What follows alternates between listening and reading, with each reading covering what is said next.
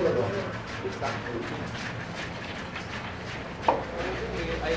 you going to change this? No, we've already, it was that like that. It was a set. Oh, I You've got to see. watch the paper. Wow.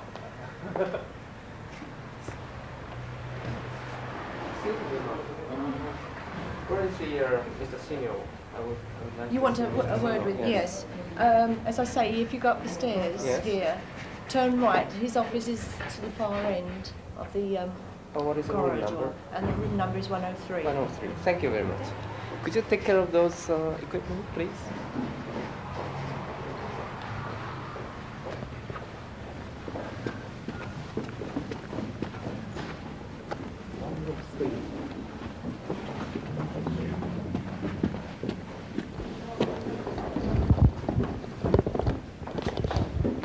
Hello. Come this way. Oh. Are you came to? Yes, I am. Yeah, how do you My name is Jem. How do you do? Hello.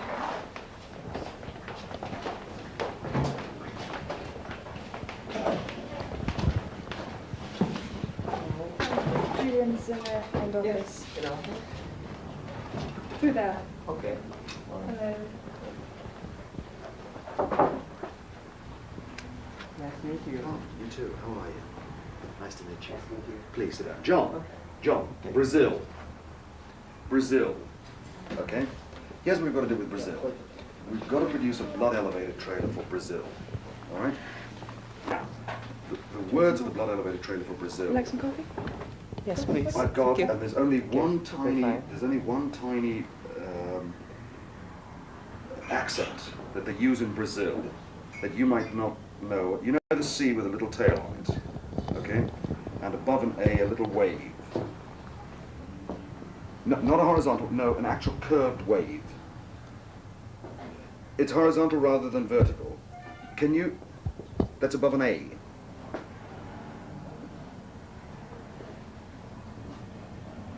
That's right. So, in other words, if we have to make the trailer here for Brazil, which we're going to have to do, we have to get that set correctly for National Screen to Film. Okay. I'll get it up to you sometime today by car. Okay? All right, John, thanks. That's approved. That ad is approved. No, that ad is approved. You go ahead, list the theaters. It all looks fine. Yeah, John is down now. John Fowler is down now actually checking the theaters to make sure we list the correct theaters. All right? Thanks, John. Take care, mate. Bye. Jim. Oh. Hi. I'm Jim. sorry that I'm That's all in the right. middle It's all right. of this nonsense. Let me give you my name card for your convenience. All right, hold on. You want convenience? Okay. Oh, you have a lot of... Warner Brothers believe I'm going to be with them a long time. I have so many business cards. Okay. Thank It's you. lovely. May I call you Julian? Please call me Julian. Please call me Julian. Well, long time to come. I'm I mean, pleased. a long way to come here. I welcome you. I welcome you. I'm very, Well. I'm very pleased. It's Well, it's interesting. It's Yes, interesting that yes. you come, because I was looking today or the other day at some excellent Japanese television commercials. oh, Excellent commercials, Mhm. because first of all, technically they're beautiful to look at. Beautiful to look at. The second thing that I find interesting is the number of occasions you use both English words, Right. for products, name products, yes. and also show Westerners. Right. I mean, amazing for me for Japan. So, I want to show you very quickly Yeah. a 5-second TV spot. Mhm. Now you say, what can you do in 5 seconds on television? Okay. I want to show you just what Stanley cut, what Kubrick cut for us, on a 5-second television commercial, Mhm. which is very interesting. Very, Yeah. very interesting. Very interesting, because what it does, Jim, is this. It tends to show you, when an audience is sitting watching, that one image, Yes. all right? Over here. All right, can you film that? It's very interesting. That one image. The Shining, Certificate X. Simple. 5 seconds, right? And you are reinforcing that message. Right. That right. one simple element in the film. It's done so beautifully by so many Japanese commercial directors. I've seen I say a lot of television commercials for Japan. Right.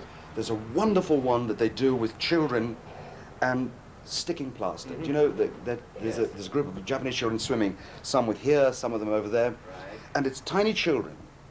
They jump in a swimming pool and swim. They come out. I don't understand a word of Japanese except oshimashi. That's all I understand. But looking at the television commercial, you know exactly what they're selling because they have a great tradition of using the visual. Films don't need to talk at you. You see them. It's wonderful, wonderful, wonderful way of working. Really wonderful. Thank you very much. Anyway, Anyway, we've got some coffee. We're making some coffee. yes, and I'll say that it seems to be impossible. So we try to get him, to look for him Yes. and coming to the studio, Right. and I'm going to try Through to. there with the cameras, Okay. and then walk into where Vivian is, where she is working. That's exactly what I want to do. So I want to ask to somebody who are working there, and I want to show you something. You read English, obviously. yes, a little Try bit. and tell me, what language was that? That. I mean, Cowan.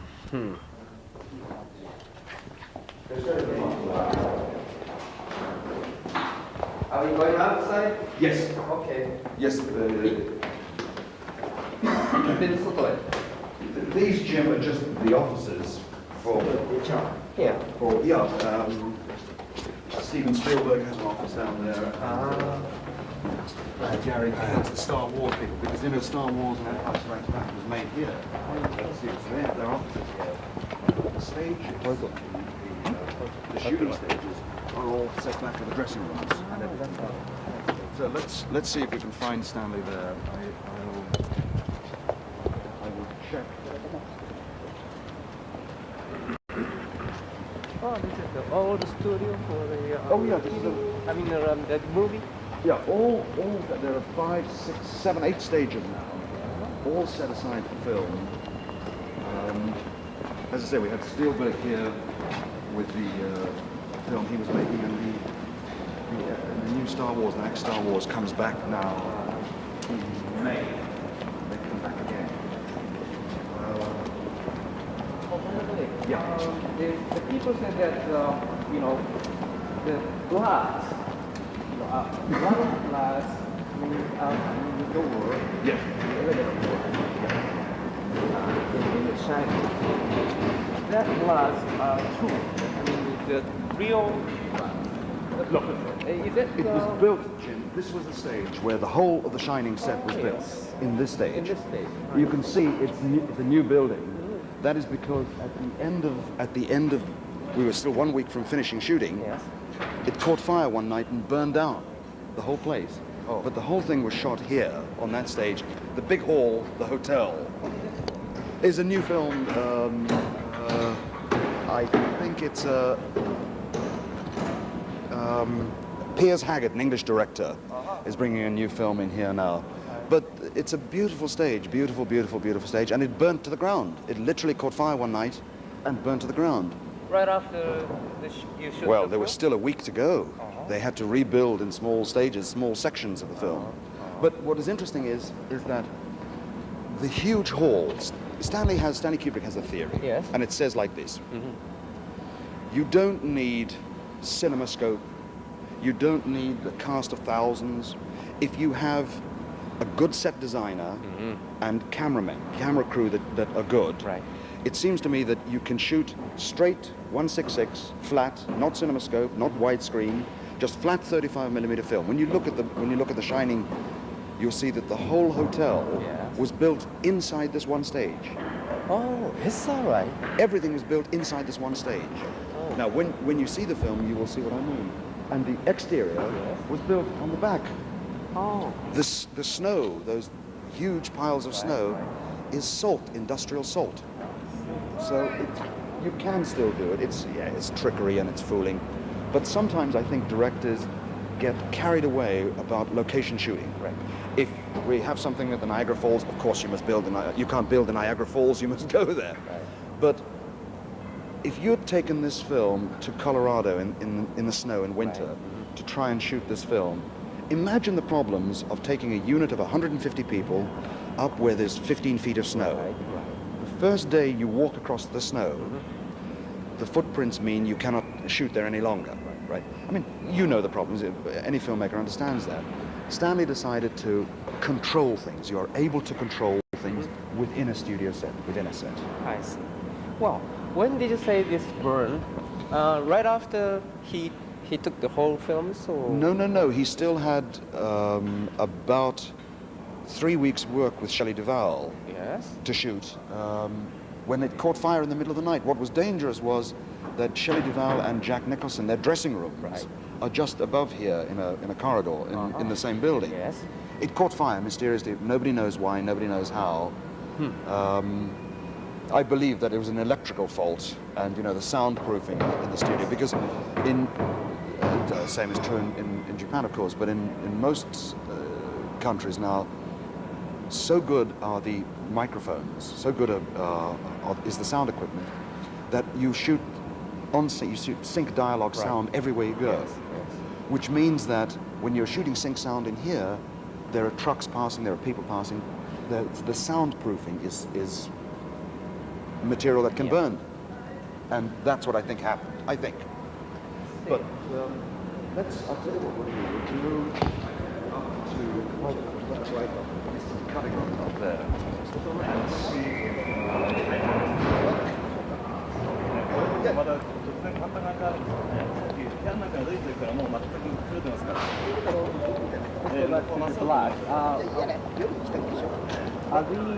Are those real ones? Does it look real, Jim? Does it look real? It looks real, yes.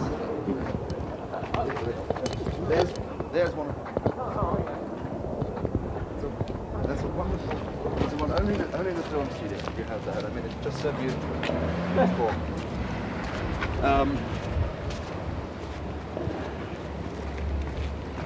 The Hawk Films cutting room is here. You can see they're building new stages now.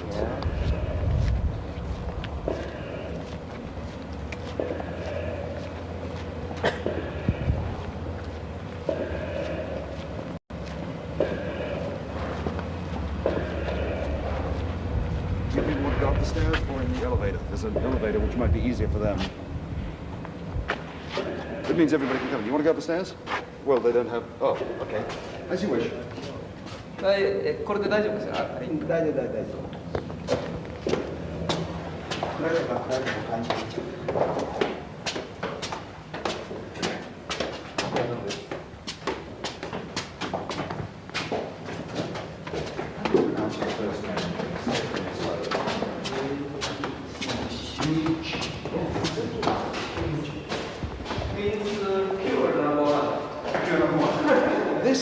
This location here was also used in the film. You see the placards? This was the kitchen in the hotel. Do you remember when she is being shown around the kitchens, right? And he says, come and show. They walked, that with a big fire exit painted on it, and they walked straight through here into the kitchens. This was the location where they used. It's not like... This is... If I turn on the lights, would that be a problem for your people? No. It doesn't matter, because nothing works. 井上さん、ここがね、このホールがね、シャイニングの台所だったと。これが。なるほど。これ動画のちょっとこうか。ね、ちょっと待ってね。変えてもいい。Does he want us to walk up again? We were talking and saying that this is, right? This is where they shot the kitchens for The Shining here. Shelley Duvall, all this was built, the kitchens were built through here. Yes, I remember that scene. Okay, and Shelley Duvall, she came running through here. If you look at the film, I'm sure the boys will show you a clip of the film. This is the point at which she ran through into the kitchens. Yes. こっちに入ってったんです。 Well, you can't go through. That's now locked because it's the storeroom. It's where With a color. Right, exactly. All right. Okay. Let's see if he's in the cutting room. Shall we go in? Okay. Please. Thank you.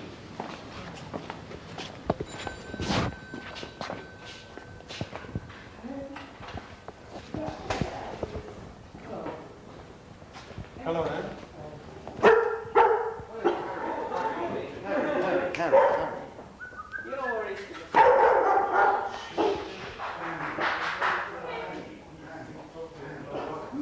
Labs. Oh, is it far from here? It's about 15 miles, yes. Yes. Oh, I'm sorry, forgive me. Martin, Martin is Junichi Yaoi. Jim, please come to Jim. Japanese television. Martin is one of the editors working on... This is the whole shiny cutting room. It was all cut here, and he's now working on, I don't know, French... Hundreds of things. Hundreds of things, but French TV spots. The guys are looking for Stanley. He's traveling. Yeah. He's going to be calling me at some point. Yes. So he's going to be calling me here. At some point, you know what I'd like to do, Martin? You know the scene... Stanley loves dogs.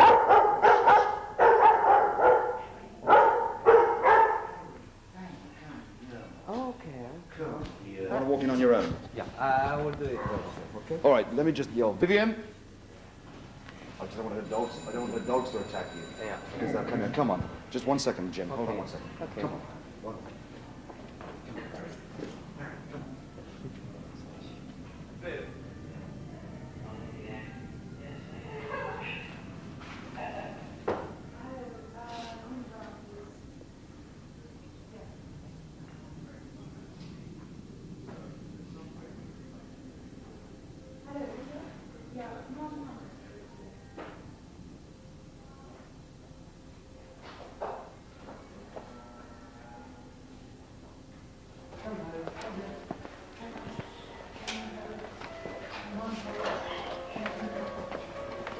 No. Hello.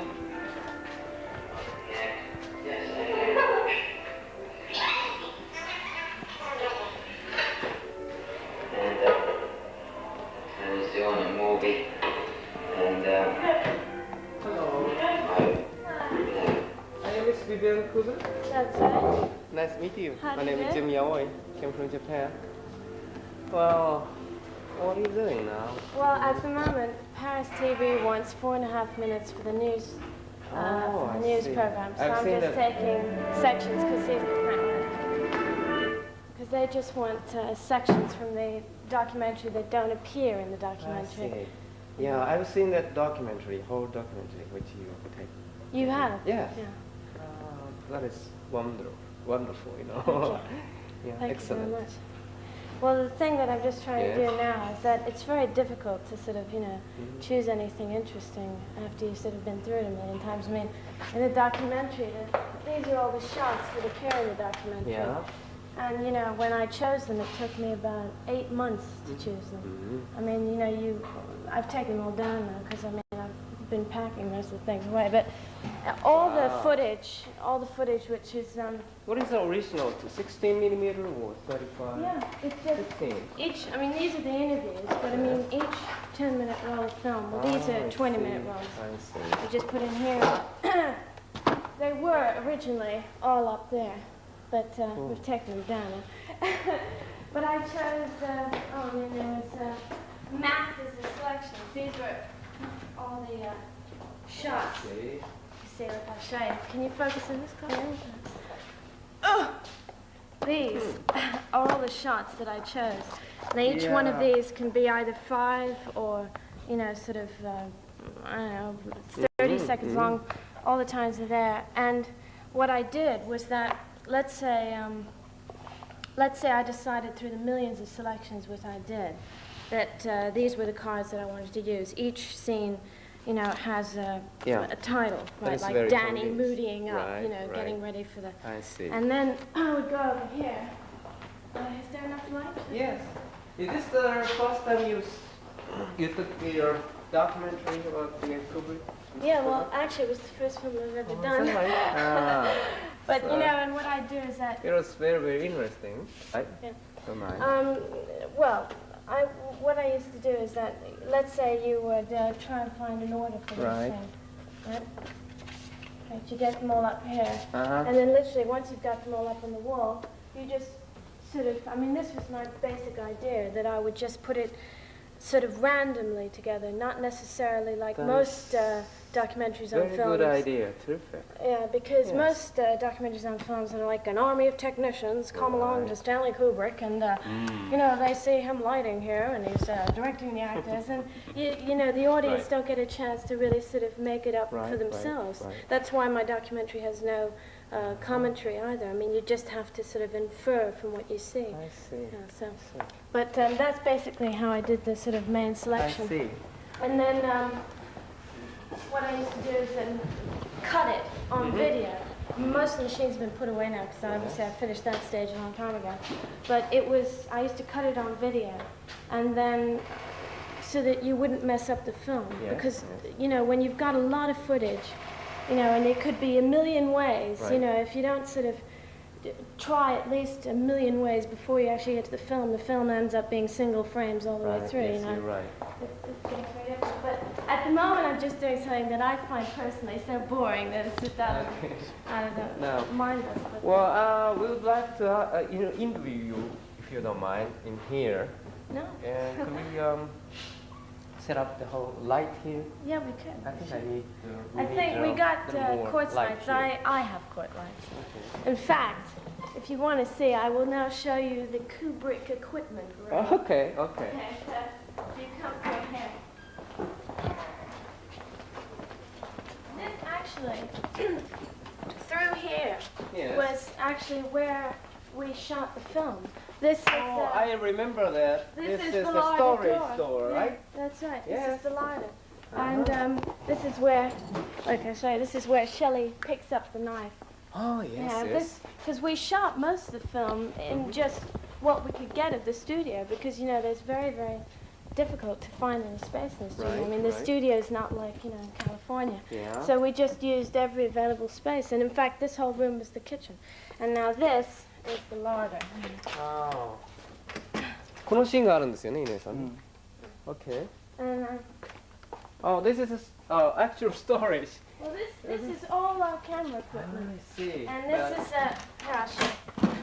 This is the camera that I used. Mm-hmm. This here, the A-tone. Beautiful camera. Yes. It's really sort of, it's really, I did start using a different camera. Mhm. And it was very, very difficult because, well, I'll show you what I had on it. So that I could do it by myself, Yes. I had my own sound equipment, which is, hang on, I'll show you, which I had strapped to the camera. Mm-hmm. And I had a hyper-directional mic. Yeah. And what you do is that, in fact, Garrett Brown, Mhm. the guy who invented the Right, Steadicam, he helped me set this all up Oh, is because that right? originally I had this thing with bits of string and sellotape, literally, because I couldn't figure out any other way of doing it. And in fact, the most simple solution, which the whole of the Steadicam is put together, is Velcro. And, Oh, this is Harasho. and, Good idea. and then this is the Yes. microphone. Yes. Oh, I haven't got all the mic things, but they're here. This is my sound equipment chest. Wow. Kept in great order. Yes. And this is, in fact, a music mic. It's hyper-directional, so wherever the camera is pointing, that's the sound that you get. Right. Right. And that would fit in there, like that. Obviously, I haven't set up everything. I'll take this off just in case it falls off, because there was another I strap. see. And then it just goes up here like that. You did it by yourself. Yeah, All, the whole all thing. four things. And I Ah. loaded the film and the sound and everything. The sound is actually beautiful. I don't know whether you've seen this. I'm sure you have in Yeah, Japan. I've My seen it. God! But these Oh. they take about lovely. 30 minutes on it. And in fact, this was developed for the CIA, which is why it's so good. Yeah, because it was for high quality, you know, Right. right. hidden tape recorders. So the importance of this, which is what the whole reason why I did it myself, is that you know, I mean, there's what, 4 of you guys standing over there, all climbing under tables and trying to get out of the way. Right. And obviously, if you have one person, it's less inhibiting, which is the, you know, one of the biggest problems, because, you know, people are just normal, and if a camera's pointed Right, at them, they right. start sort of, you know, fidgeting and feeling that everything they're doing is silly. So, but really, eventually, what happened is because I was so young, and Yeah. because I was Stanley's daughter, people sort of got to the point where they sort of didn't quite believe they'd ever really see it. You Right, know, I mean, right. it's like David Hockney on Uh-huh. Bigger Splash. You know, he said that the reason why he became so candid is because he never really quite believed he would ever see it. And so, you know, getting things like, you know, Shelley and Stanley fighting Yeah. and things like that, there was a point where people just sort of, you know, they sort of ignored me, basically. I mean, obviously, sometimes they would turn around and go, look, go away, you know, because they knew you were filming them. But it's Oh, yeah. essential, I think, in documentary shooting to do it yourself. And I think certainly this setup worked, you know, I mean, I think the sound is as good as anything any crew would ever I get. see. Now I know that the documentary was super excellent. You know. Yeah. So that's, and then all of this is just my father's crew. This is the famous 107, 1.7 lenses. What is it? This is Lens. the lenses Oh. that we used on Barry Lyndon for the cameras. Yes. Yes. These were the ones developed for NASA. You see how big they are? These were developed by NASA. Mhm. Oh, God, they weigh a ton. And the reason why they're so big is because they're used for maximum intake of light. They have a 0.7 of f-stop on this. And these, in fact, were developed for space photography. And that's why they're so ridiculously big. Wow. So, Very heavy. yeah. And actually, if you want to, you come over here. Okay. This, this is Yes. Shelley Duvall's wardrobe. Oh, in here. yes. This is her dress she wears when Right. she goes to Jack and says to him, "What are you doing, hon?" He says, "Get the hell out of here." And all the rest of her junk. This is just piled with clothes in here. Yeah. And this is what I used to carry my camera around in here. If you come around here. This is a child's pram. Excellent for carrying cameras. Oh. Much better than any grip. Yes. And this is in fact my cat's pillow. Uh-huh. And then I used to just push everything around in this thing. Oh. So, so that's how I used to make it. Because otherwise, you know, I mean, all over the studio, you've Right. been walking around, right? Right. Yeah, you see there's just masses of ground to cover.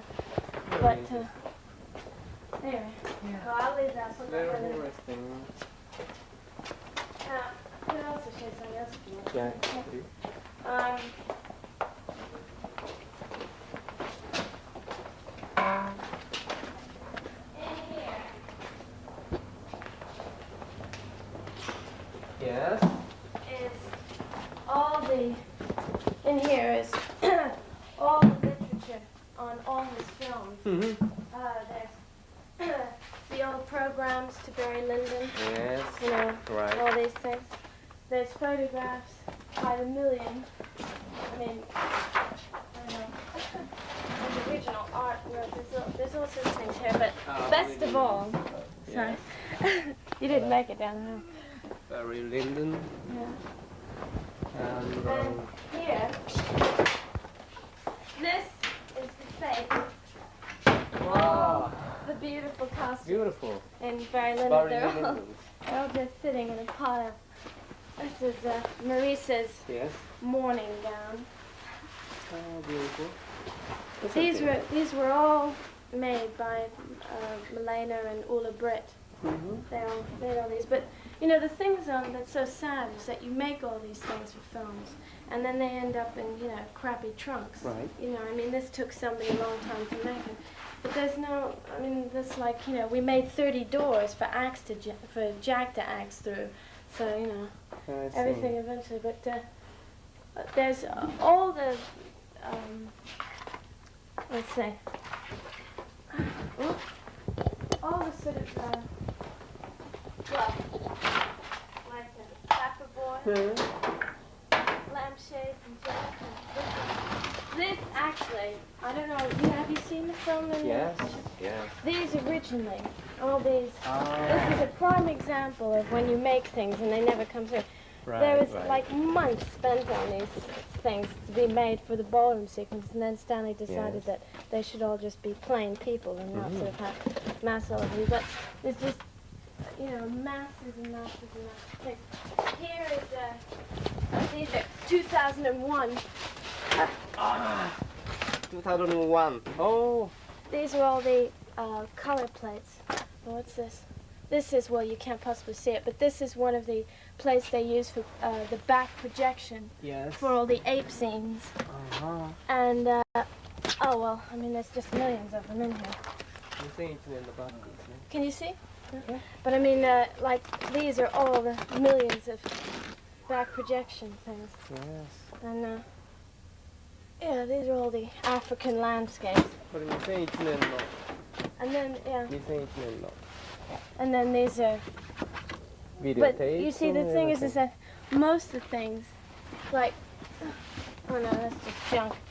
But you end up keeping, I mean, look, that was used in the film, that stays in the thing until it becomes out of date. Yes. It's just that everything gets kept.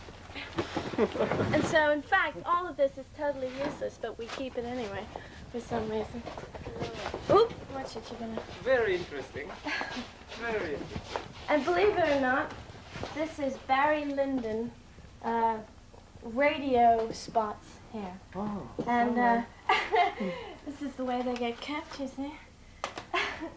In great condition. And, well, this is all older stuff. This is like Paths of Glory photographs down there and, various junk. But that's basically what ended up to all those, all those things. So, can't really just think if I can think of somewhere else to show you. Well, I can show you Stanley's office. Yes, how about that? It's an incredibly boring office. I don't think people will believe how boring it is.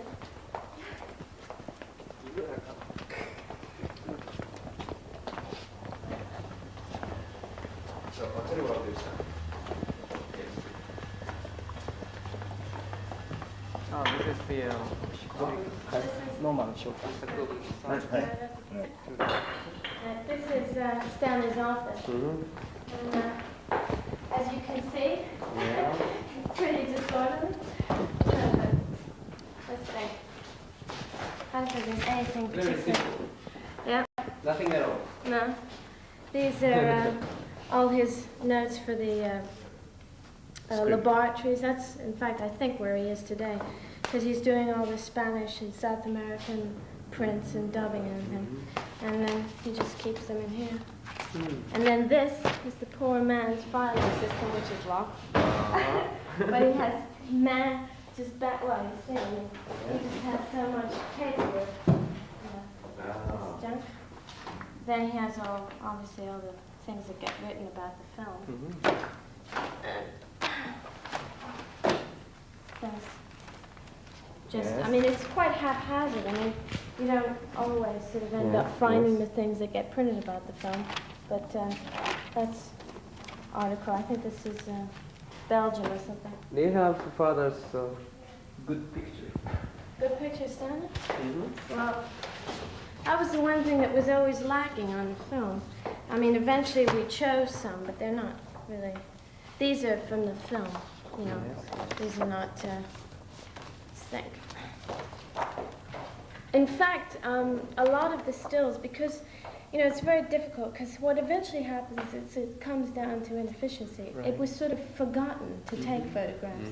And so what was done is that sections of my rushes, which were sort of like close-ups on Stanley and like that, were blown up onto 35 transparencies, and those were used as the promotional photographs of Stanley, because, I mean, this is probably the total amount of photographs that were taken of Okay. Stanley on the film. But the stuff that I took of him was Could I honestly... keep it? What, these? Sure. Yes, all these. No, I mean, there's not. To shoot the later. Yeah. Well, there's copies all over After the we- place. Let me see. After we go back to Japan, we can shoot these Here, okay. as Yeah, these are pretty crappy, these Oh, it ones. I is. think they were over there because he didn't choose them. is that right? No, I don't think he's got these in the publicity thing. But, Okay. Excuse me. okay. Okay.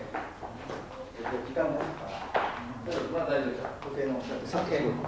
Let's go back to the room.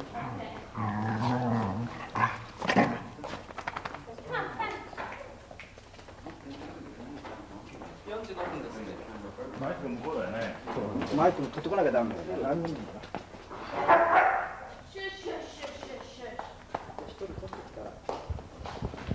ここでね、インタビュー。あ、そう。 Should I turn this light Could you explain about the scene? This on? Well, the scene. and okay. Shall we show you? All right. Okay. Well, this actually is not the room in the end, but is there any sound? Is this optical? No. Oh, I don't know. All right. Well, this is just me. Well, what? Explain what is happening in the scene. Well, at the moment, Scatman is just showing Danny and Shelley the inside of the various food cupboards, Yeah, and larders and things like that. It's basically so that by the end of the scene, you can somehow have Scatman make contact with Danny. Right, That's right. basically the main But- point of this whole thing. This is a place where we saw. Well, no, here, I'll show you. Well, I'll just make it go faster. Now this, Yes. I'll show you. This is the door of where we actually went in. Right. And right, let's get him in there. And there we are. Now, that is where I was showing you the sound Yeah. equipment. Yeah.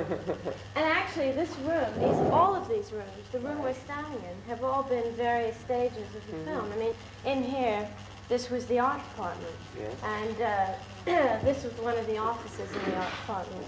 And, I mean, obviously you can't swing the camera around, but the whole of this room was just masses of box of photographs of research Right. for, you know, the inside of what larders look like and for all the rooms that were used in the film. But this is the bit I was talking about. Just here, this is where Scatman makes contact with Danny. Obviously with no sound, it doesn't make very much sense at all. But anyway, so this is over. Yeah. And this is where, I mean, well, I'll keep it running, otherwise you won't see it. But back there, at the very back of the room, is where my cutting room is now. Oh, I see. So all of these rooms have served a sort of a four seasons purpose. They've all been used for every single thing. I mean, in the film, for the film, everything. Okay. But, Cut. And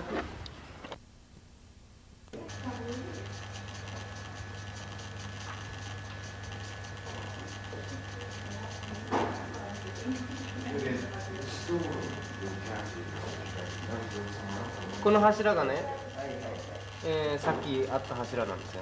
これが。はい。そしたらね、もう一箇所ね。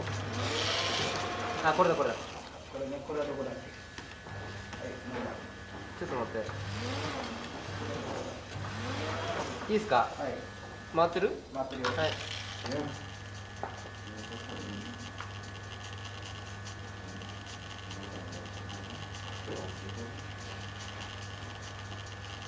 このカットがね、あるんですよ。このカット。このカットがさっきのドアなんですよね、あのドアで。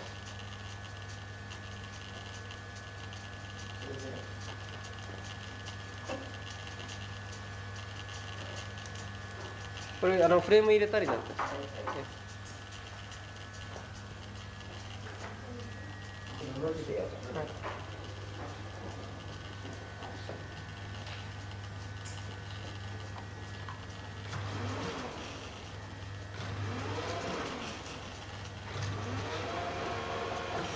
はい、いいですね。Okay. All right. Okay. Thank you.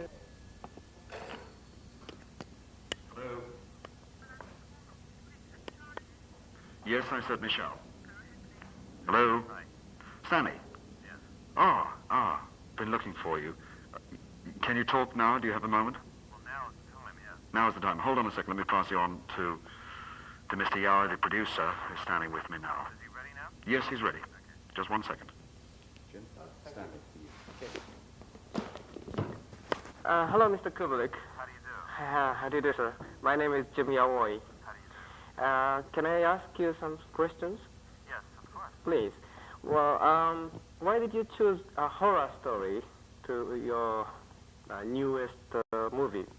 Well, first of all, let me apologize for not being able to talk to you in person. No. I am, as Julian probably explained to you, I'm running around Yes. to various laboratories and sound studios.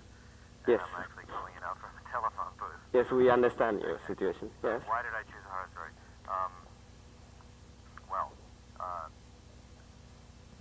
You could ask me that question about every film I've made, and it would be difficult for me to answer. Mhm. I read a lot, and obviously always looking for a film story. Mhm. And it's a little bit like somebody saying, "Why did you fall in love with your wife?" Something happens when you read a story that you like. It suggests the possibilities of the film, and I thought that this plot Yeah.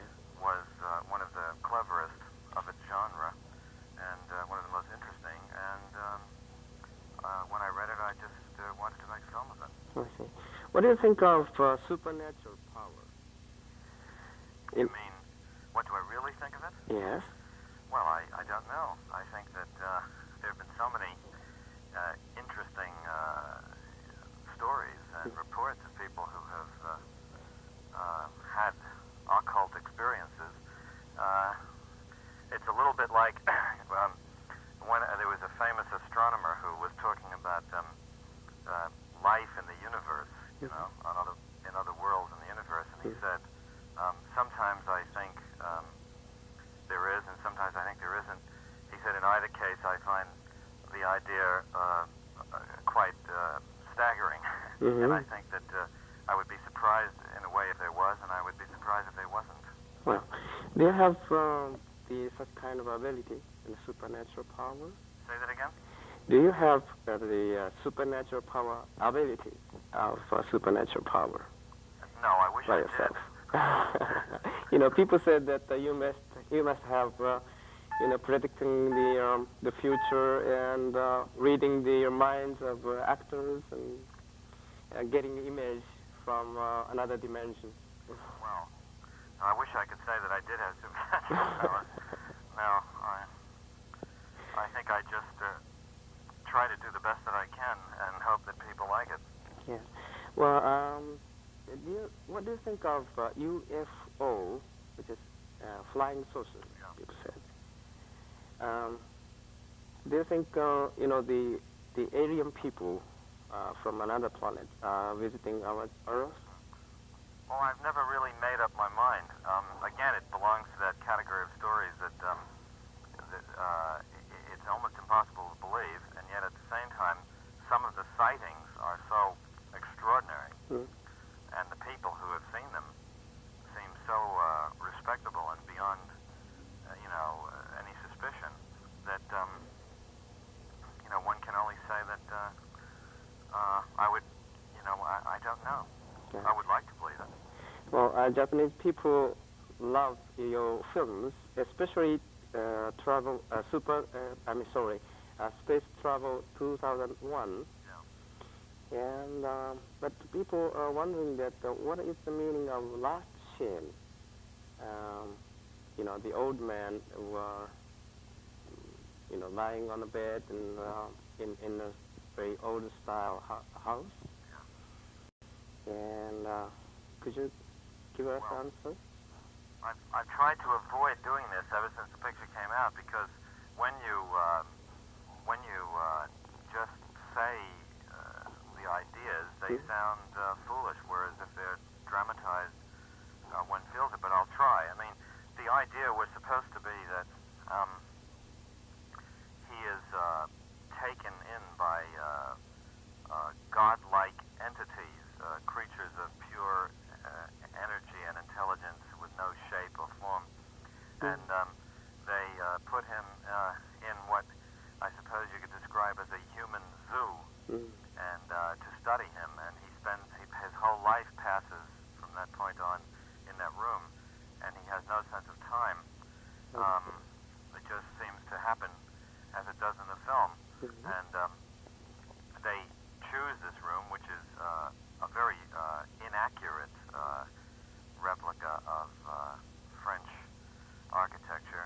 deliberately so inaccurate, because, one was suggesting that they had some idea of something that he might think was pretty, but weren't quite sure, just as we aren't quite sure what to do in zoos with animals to try to give them what we think is their natural, environment. And anyway, when they get finished with him, as happens in so many myths of all cultures in the world, he is transformed into some kind of super being and sent back to Earth, transformed and made, into some sort of Superman. And we have to only guess what happens when he goes back. It is the pattern of a great deal of mythology, and that was what we were trying to suggest. I see. Could I ask you the same question about the Shining, the last scene of Shining? You showed the picture, and did you have? I told Julian to ask you. Did you have any difficulty recognizing Jack Nicholson? No, not me. No. No. We could find Jack Nicholson, but you weren't sure what it was supposed to mean. Right. Well, it was supposed to suggest a kind of evil reincarnation cycle, where he is part of the hotel's history, just as in the men's room when he's talking to the former caretaker, ghost of the former caretaker, who says to him, you are the caretaker, you've always been the caretaker, I should know, I've always been here. One is merely suggesting some kind of, endless cycle of this evil reincarnation, and also, well, that's it. Again, it's the sort of thing that I think is better left unexplained, but since you asked me, I'm trying to explain. I see, okay. At the end of this interview, could you give to the Japanese audience about your message to the Japanese audience? What do you mean? Anything to the Japanese people, is there any message to them? Well, from you? Just my best wishes, and I don't really understand your question. Oh, sorry. Okay. Well, is there anything to say about the Shining? Oh, I see what you mean. Well, no, I never like to say anything about my films, because I think that the pleasure that an audience receives in discovering things for themselves is a great deal of what one likes about good films. I know myself, I don't like to read what something is about or to be told before I see it, or what it means. I think the best thing is when an audience looks at a film and wonders whether something that they see is an accident, or whether the director or writer meant them to know it. I think that subtlety and allowing the audience to discover for themselves what it is the most important thing. That's why I've always tried to avoid interviews and explanations about the films. I think the film, should be able to speak for itself. Yes. Well, I understand, quite understand. Thank you very much, Mr. Kubrick. Well, is that all you want to talk about? Yes, it was excellent.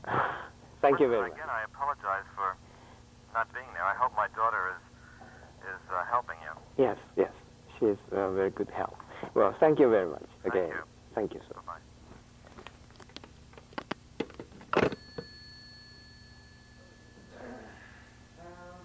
It's like a fad, It was just my friends and me were playing with a Ouija board. You know those things? And I was just playing around with it. And one of the rules is if you get a bad spirit or something like that, it keeps going to no on every single question that you say.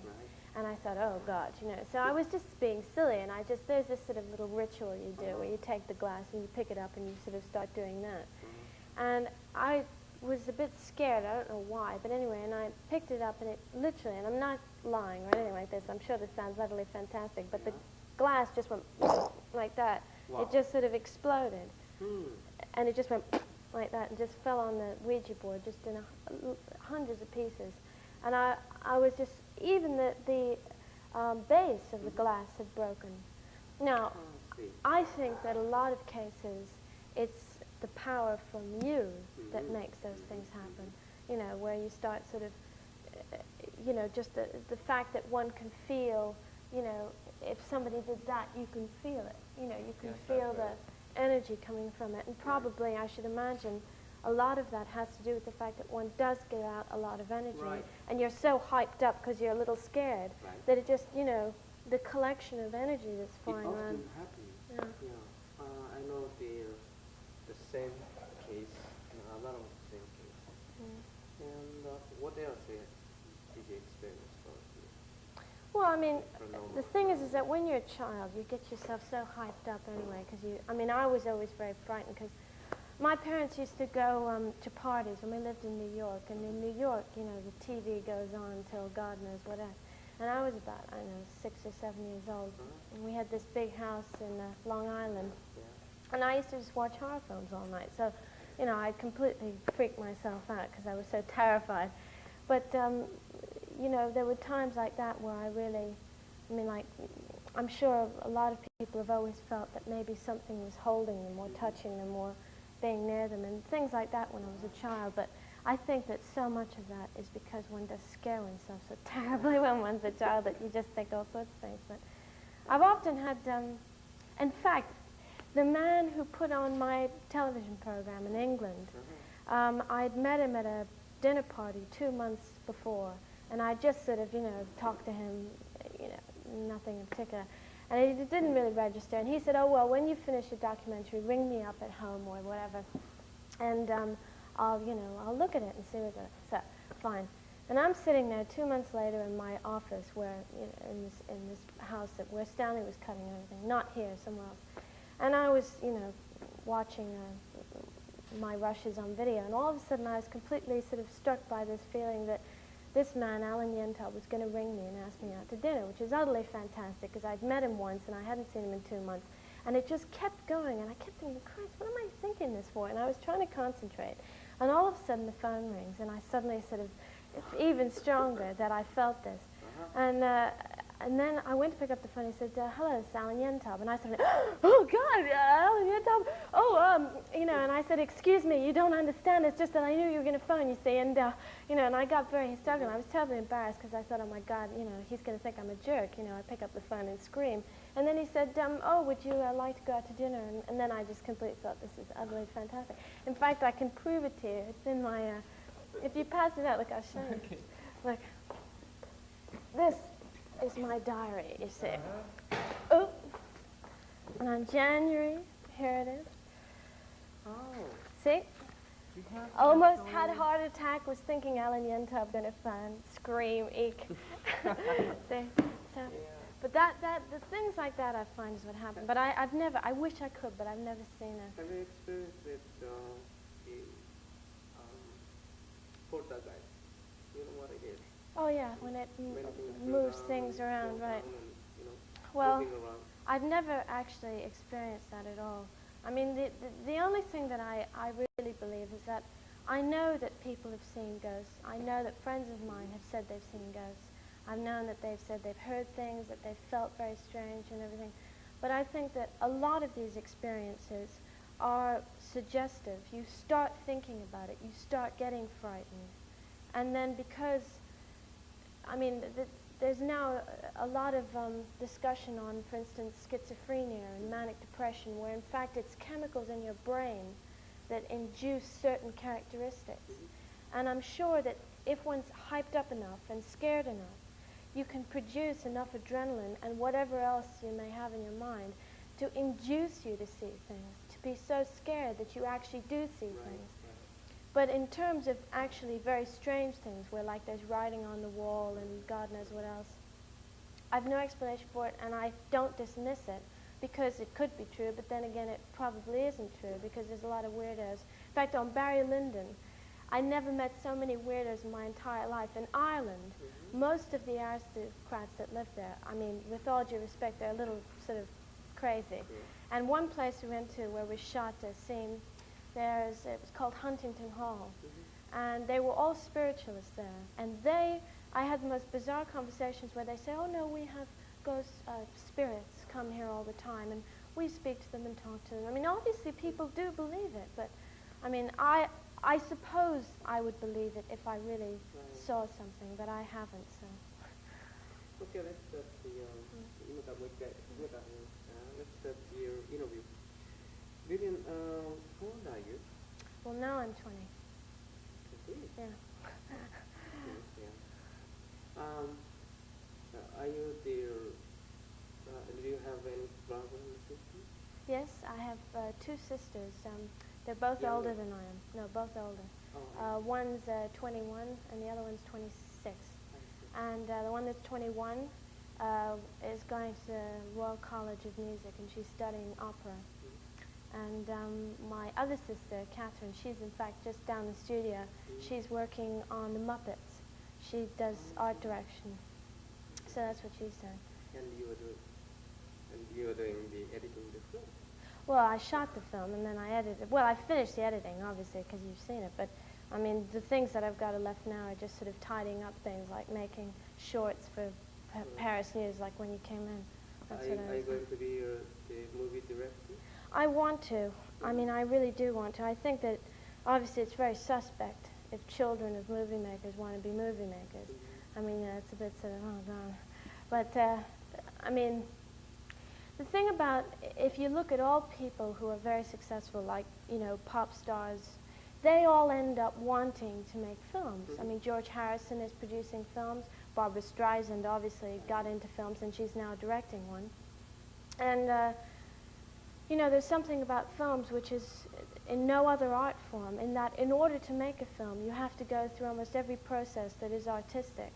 You know, I mean, obviously, you know, you say artistic and people start puking. Okay, well, it's just a work, but you're trying to do something that ultimately will be considered, you know, artistic. And, you know, there's art direction, there's costume, there's makeup, there's acting, there's writing, there's cinematography, there's, you know, everything you can think of. And, you know, because I wouldn't consider myself like a physics teacher or a, you know, astronomer, you know, it seems the most intelligent thing to do is to get into films. Because, I mean, I've always been interested in photography, and I've always spent practically all my life with my father. You know, unlike, you know, many people who are in the film business, he is, you know, this sounds, you know, corny, but he is probably one of the few people that I know that really does keep his family life total. You know, it's not flying off here and going there and bye kids, see you in 2 years. You know, because every film that he's ever made has always been near home, and it's always been, if we've ever gone anywhere, we've gone with him. And so, as a result, I've always been on films. I mean, I went on to 2001 when I was 6. I mean, that's basically how I got to be in the thing, because I was just, you know, walking around the studio doing nothing. And, you know, I mean, films are fascinating. I mean, that's why people, you know, write millions of books about it, and there's nothing but people talking about films, because it is, you know, incredible. The whole concept of movies is incredible. The fact that people turn out to be enormous stars, you know, gods and goddesses, even though they shouldn't really be. People build them up so much in their minds that they become that. Films are an incredible phenomenon. I mean, I don't think anyone could have believed that it would have turned out the way that it did when they started.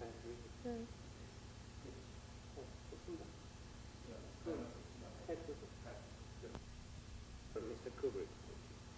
Who you're talking to, right? Yeah. Well, especially the humanity of Mr. Kubrick. How do you see him as a man? Well, I think what I said previously, the fact that he has never deserted anybody. I mean, that sounds stupid. What I mean is that as a man, I think obviously it's very difficult. If you live with somebody all the time. And, you know, other people write about him and they say, oh, he's a genius, you know, he's a god, you know, and they, whatever. You don't really see that, you know. I mean, you can understand, but how could one ever live a real life by walking around going, my father, he's a god. Oh, you know, when I see him, Dad, I'll bring you eggs and tea in the morning every single day. You know, it's not like that. You know, he's my dad. I mean, I don't think people realize how incredibly normal it all is. I mean, I was showing you all the, you know, junk that we've got from films. You know, people think that films are sort of, you know, incredibly mechanized and organized and everything. And I don't think people realize how compromising films are. You know, the fact that, oh my God, we forgot to shoot that today. Well, you know, that's it. What is his personality? His personality, I think you could probably judge well for yourself on the telephone, that he's very uncomfortable in a situation where he has to talk about, you know, his films. I mean, I don't blame him. I mean, it's very difficult because you don't, I mean, one never wants to appear to be foolish. And, you know, so, but certainly I think that, excuse my dogs, they're just all freaking out back there. No, I mean, I don't really, the problem about asking a question like that is that whatever I say will sound sort of silly. But basically, in terms of his character, he's incredibly hardworking. I don't think, and, you know, he works constantly. You know, maybe that's not good for him, but he feels that that's necessary. He would feel worse on holiday sitting there doing nothing than if he was actually, you know, reading or, you know, playing chess or whatever he, you know, finds that entertains him. But certainly, I think out of all the people that I've ever met in the film business, he certainly is the most, I mean, I've said hardworking, but he's certainly the most careful as well. You know, I mean, people say, you know, he spends so much time making films. Well, then look at all the films that take a year to make, and they're crap. So you know. How many, you know, the holidays does he have in the year or in a month? He doesn't have any holidays. I don't think I haven't been on a holiday in my entire life either. I mean, holidays are really, I mean, I think if you analyze it, people go on holidays because they hate work. And they go, oh, God, another 2 weeks and I'll be on holiday. Oh, heaven, you know. And if you enjoy what you're doing, it's sort of, it's worse if you go on holiday, because then you're not doing what you'd like to be doing. Obviously, one doesn't sit there, you know, 8:30 in the morning, jump up, go to your desk, work till 11. I mean, it's not like that. But, you know, it's just a calm, normal, consistent progression of work. Well, how is he as a father? Well, I said, I mean, he's terrific. I don't think, you know, I keep having to qualify these things I'm saying because, you know, they would be considered highly suspect if I sit here going, oh, my dad, you know. But I do feel that for him. I feel tremendous respect. I feel very grateful at the fact that unlike many parents, they actually, you know, have a lot of faith in their children. I mean, my father has always tried to make all of us and help all of us in whatever we wanted to do. My sister wanted to be an opera singer, so, you know, all our lives we'd have piano lessons, we've had music lessons. Anya used to do operas with Jonathan Miller, the youth, do you know Jonathan Miller? She used to do children's operas in the Roundhouse in London, you know, and, you know, he's always tried. I mean, for instance, when I started this film, I didn't like school. I always found school a very different environment to really exist. You know, it was something that I was never comfortable in. So consequently, I left school itself when I was 15. And then I had to get some examinations. So I then went to college, and I left college when I was 16. Spent the summer wondering what on earth I was going to do. Started, I had a lot of friends who were musicians. That's also, you see, my mother's parents were all opera singers. And, you know, it's a very musical side of the family. So, of course, that's always been an My mother was a ballet dancer and the sort of German equivalent to Doris Day in the 50s. I mean, she used to, in Germany, she was the sort of little starlet. And in fact, that's how my father saw her. He saw her on TV and just sort of completely fell over himself, yeah, because he thought she was so beautiful. And then she, quite coincidentally, she came for the audition of the part for Paths of Glory. And of course, you know, he took his chance. And, but going back to him, he also, when I started this film, he said, okay, well, work in the art department, that's fun. And I was working in the art department when I was 16 on this film. And, I was making models and doing research and making tea and, and I thought, oh God, I can't bear this any longer. I'd like to do what I was doing when I was in school, which was singing and writing songs and being in a band. Now, that probably sounds a bit silly, but anyway. And so he said to me the night I was going to break the news to him that I wasn't going to be in the art department anymore, he said, Viv, your mother and I, we feel that it's about time you made a film. Because I'd always been very interested in films, and I had made many films, in school by myself and things like that. And of course, I wasn't going to miss this chance. So I said, I'd absolutely, God, I'd be totally crazed if I thought, okay, so. And then I just started, and I literally just walked in and just started shooting, just started filming. Dougie, all the crew that work on my father's film have worked on it since the beginning of time. I can't remember when they came on, but all the major people, the focus pullers, the continuity lady, everybody, they all end up being the same people every film. And so they all helped me, get the equipment, learn about it. And then it really was, he just said to me, the only way you're ever going to learn how to do this is to just do it. And you do it whatever way you think you are able to do it. And he would look at my rushes with me and he'd say, you shouldn't pan so quickly, you're not keeping the focus right. And, that's really all that I did. And for a year I was filming everybody. And I think it was then that I was 17, right? And then I finished it when I was 18. And then it took me about a year to go through the material. Because the other thing is I transferred all the sound. Obviously it was on 1/8 of an inch SN tape, and I transferred it all onto this.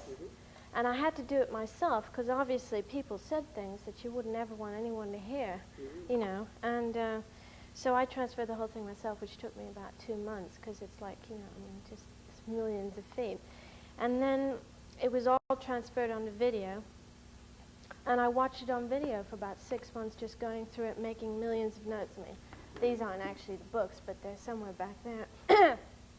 And it takes a long time because, you find things interesting, and then you look at it and you go, I wonder if anyone else would find it interesting, whether they'd find it funny. And it's also very difficult because you're trying to at least give character, portray everybody that's important, Stanley, Jack, and Shelley, and Danny, without doing it in a way that appears to be, all these films that they make about films have this very synthetic feel about it. They're all sort of cutty and, like I was saying, an army of technicians comes in and here's Mr. Kubrick, hi, and they're all very sort of, synthetic. It's not real. And so the thing that I hope that this documentary would do is that it does show the reality. It shows that Shelley was jealous of Jack, and that Jack did piss around a lot, and that Danny is very funny, and that my father works hard, and that all these things, and to try and represent it in half an hour. So. Yeah, that's the point where I noticed in your film. Yeah. Yeah, that's very, very nice, very good. What can I say, documentary film. Yeah. Okay, thank you very much. You're welcome. Thank you. Passes very quickly. But,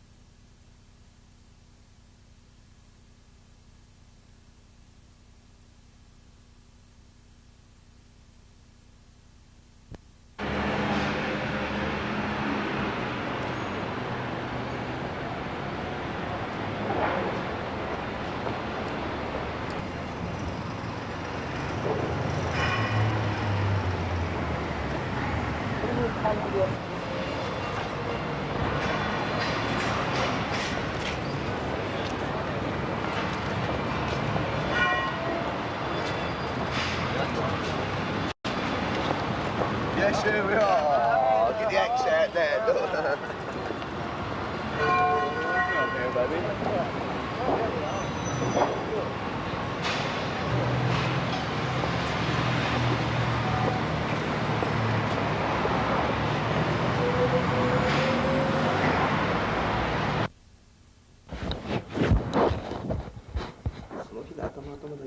カラーバー 1KC ただいま収録中、10月24日ホテルインバーネスコートホテル4階です。